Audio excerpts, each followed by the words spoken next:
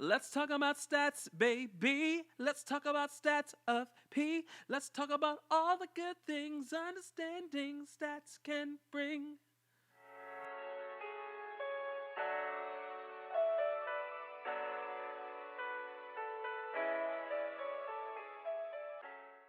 Yo, what's going on, everybody? Lost Angel of Havoc here, aka Latato, the one and only high priest of the congregation.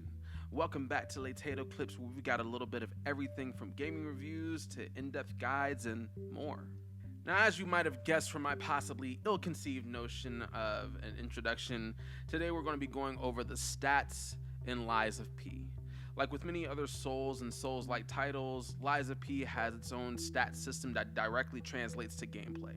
Everything from the amount of health you have to how much damage you can do, all of that is governed by individual stat traits that can be upgraded with XP points.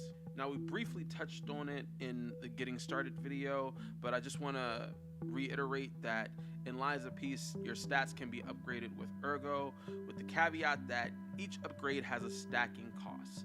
Now, without any further ado, let's break down the stats of P. First, we have Vitality, which is pretty straightforward. Vitality determines your health and survivability. Leveling Vitality will increase your health bar and your guard regain.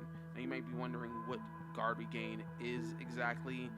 Guard regain is the amount of health that you lose when you're taking damage while guarding or blocking attacks. This will show in your health bar as a chunk of health that is slightly discolored, but you can get that health back if you actually do damage to enemies.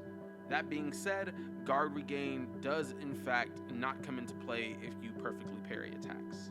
Now, given that Vitality is universally known across multiple titles, I probably don't have to spend too much time on this particular item, so we're just going to move on. Next, we have Vigor. Vigor governs your stamina, which is the green bar beneath your health, and as you may have noticed, many things can deplete it. Sprinting, attacking, dodging, you name it, it's probably going to drain your stamina bar, with the exception of Fable. All that said, leveling up your Vigor will increase your stamina bar, and it's definitely a stat well worth investing in. The next trait we'll be going over is Capacity. Capacity determines your equipment load, or rather, the amount of weight that you can carry without becoming encumbered. It also determines the capacity of your Legion arm meter.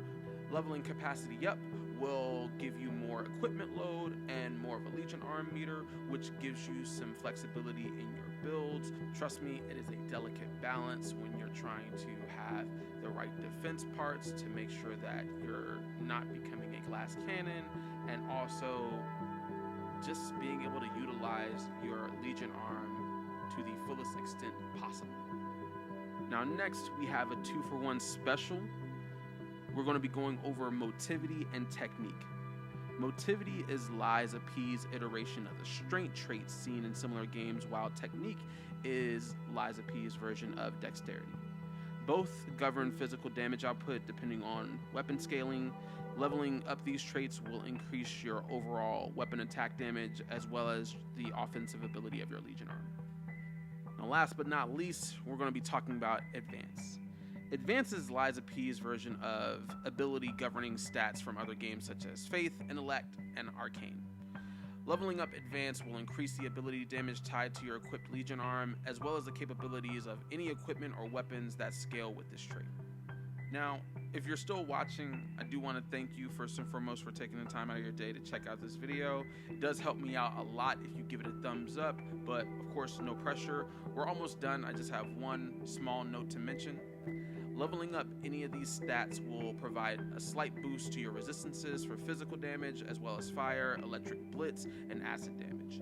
In addition to that, leveling up Advance also slightly boosts your resistances to break, disruption, and shock damage.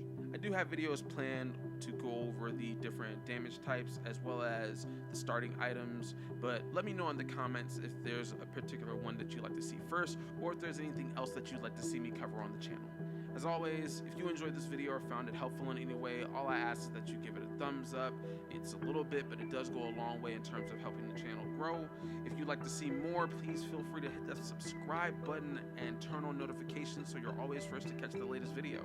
My name is Lost Angel of Havoc. Thank you for watching Latato Clips. We'll see you next time, friends. Same late time, same late channel.